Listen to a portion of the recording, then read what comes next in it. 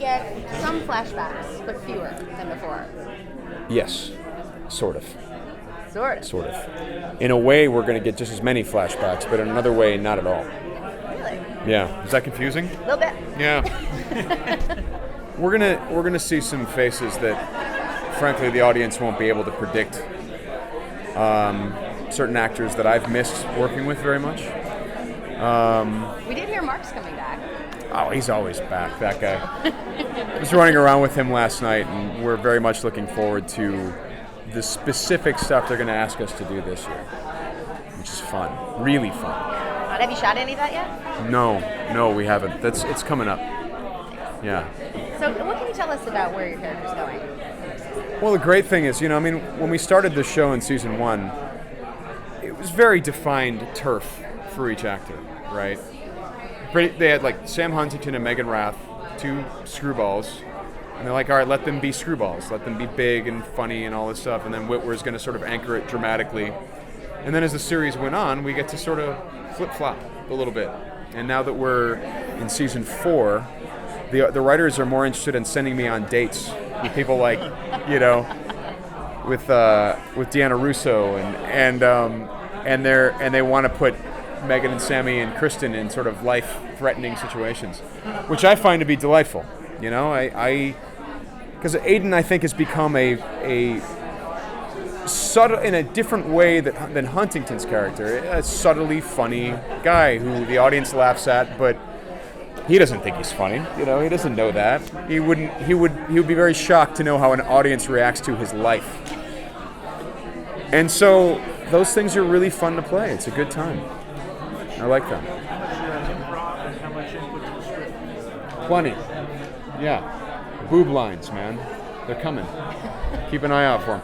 Yeah, we do quite a bit. We so long as the meaning is the same to what the writers intended, we get away with it. I mean, for example, I remember last year, me and Megan, just in scenes that we just started improving. The scene would be going fine, and then we would just completely go off the rails. And for example, I don't know if you remember, Megan Rath's character really starts sexually harassing Aidan this season. And we just kept rolling with that. And Anna Fricke's reaction when she saw the dailies was, she's like, great, keep doing that. It had nothing to do with the script, but it was just like funny, weird things would happen in these scenes. And she wanted more of that.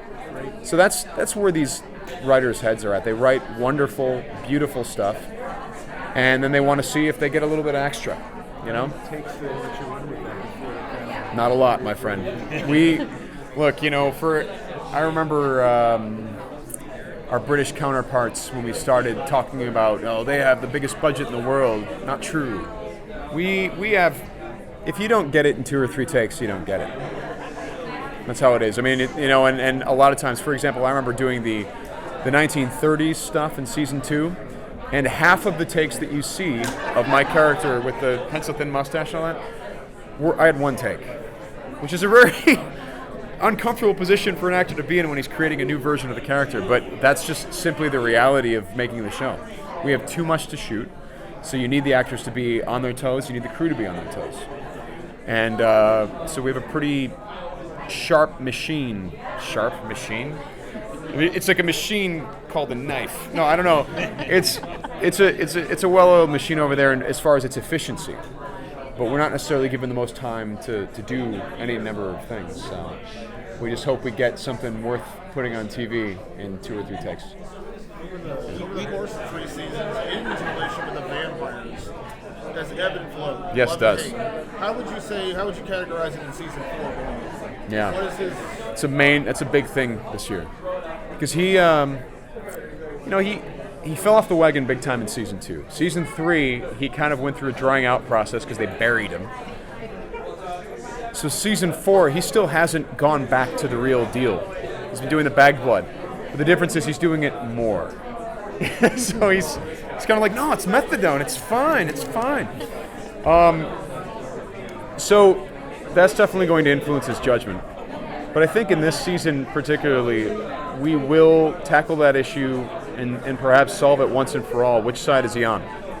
Because what I really liked was that, there were there's a real, in one of the early scripts, we identify that pretty much all the vampires are still dead. The ones that died of the virus are still dead. They need to rebuild. There's still a power vacuum, so of course people are looking toward Aidan. And he's like, screw you, I want nothing to do with it. So other people are doing that. And it's fun to see Aidan go, I don't want anything to do with that. Screw you guys.